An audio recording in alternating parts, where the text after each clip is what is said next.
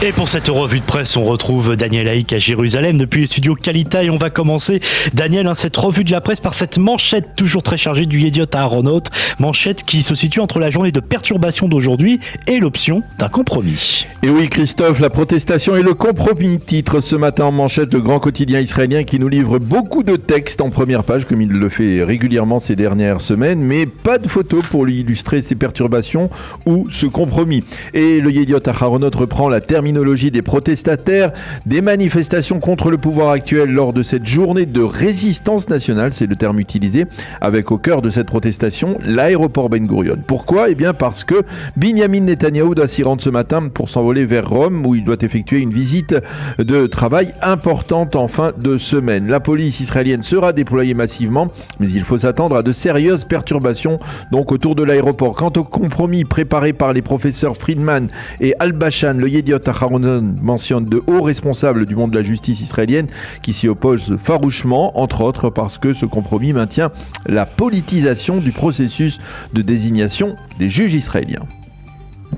Le Israël Hayom mentionne aussi en manchette cette journée de protestation. Oui, mais c'est pour annoncer sur fond d'une photo, cette fois des opposants, que la police israélienne a l'intention de durcir sa répression contre les manifestants en cas de débordement. Et le quotidien gratuit de révéler qu'hier, Binyamin Netanyahou et le président Herzog se sont rencontrés en soirée, ce qui laisse confirmer le scoop du Israël Hayom, à savoir que le secrétaire général de la présidence du Conseil, Yossi Fuchs, a été autorisé par la conseillère juridique du gouvernement Baharav Miharab à s'occuper du dossier d'un compromis à la place de Binyamin Netanyahou qui, vous le savez, n'en a pas le droit pour cause de conflit d'intérêts. À noter que le Israël Hayom nous permet d'y voir un peu plus clair en nous livrant un tableau des 3 propositions de compromis dans le dossier de cette réforme judiciaire, celle de Yariv Levin qui n'est pas un compromis à proprement parler puisque c'est la proposition initiale, mais aussi celle du président Herzog et enfin celle des professeurs Al-Bashan et Friedman. Qu'écrivent les éditorialistes ce matin autour de cette crise constitutionnelle ? Eh bien, en première page du Yediot Aharonot, on peut noter 2 éditoriaux. Le premier est celui justement du professeur Yuval Al-Bashan, qui est donc à l'origine de l'actuelle proposition de compromis et qui raconte les insultes dont il écope de la part des opposants à la réforme depuis que sa proposition de compromis a été dévoilée. Al-Bashan, qui se définit comme un militant de la gauche modérée israélienne, écrit qu'on l'a traité de Neville Chamberlain, que l'on a refusé l'idée même d'un compromis.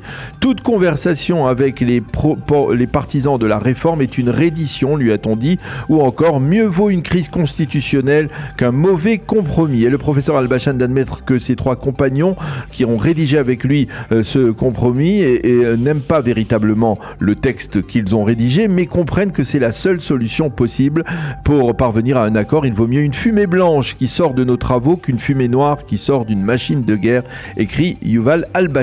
Pour Nadav Eyal, toujours dans le Yediot Aharonot en première page, le noir, je le cite, eh bien c'est celui des corbeaux qui rejoignent ce qu'il appelle la blague tragique de Rothman et de Levin. Et Nadav Eyal pousse l'exagération à comparer la réforme de Levin à l'erreur fatale des services de renseignement militaire de Tzahal à la veille de la guerre de Kippour. Bref, pour lui, la réforme proposée est aussi grave que cette estimation qui, je vous le rappelle, a coûté la vie à des milliers de soldats israéliens en octobre 1973.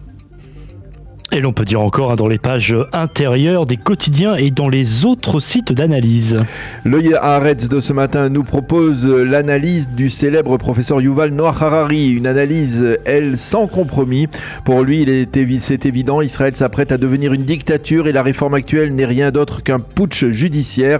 Et dans un tel cas, le devoir des citoyens, écrit-il, c'est d'empêcher que cela ne se produise. Neta Achitov, toujours dans le Haaretz, parle de longs combats contre la réforme qui ne doit pas céder la place au désespoir. Dans le Israël Hayom, Sherit Avidan Cohen affirme que les conditions posées au dialogue par l'opposition risquent de rendre celle-ci totalement inefficace. Lapid ne veut pas de compromis, Sahar non plus, mais au Likoud on commence à comprendre, écrit Sherit Avidan, que le prix de la précipitation dans la présentation de cette réforme risque d'être particulièrement élevé. Pour le ministre de l'Agriculture Avi Dirter, la crise actuelle se terminera lorsqu'un projet de loi consensuel sera voté par les lois de la coalition, mais aussi au moins par une partie des voix de l'opposition. Écrit donc Dicter qui termine son éditorial par un Am Israël Chai. Enfin, Sonia Gorodetsky écrit que sur le plan économique, on croit à un compromis qui neutraliserait les effets négatifs de la crise actuelle.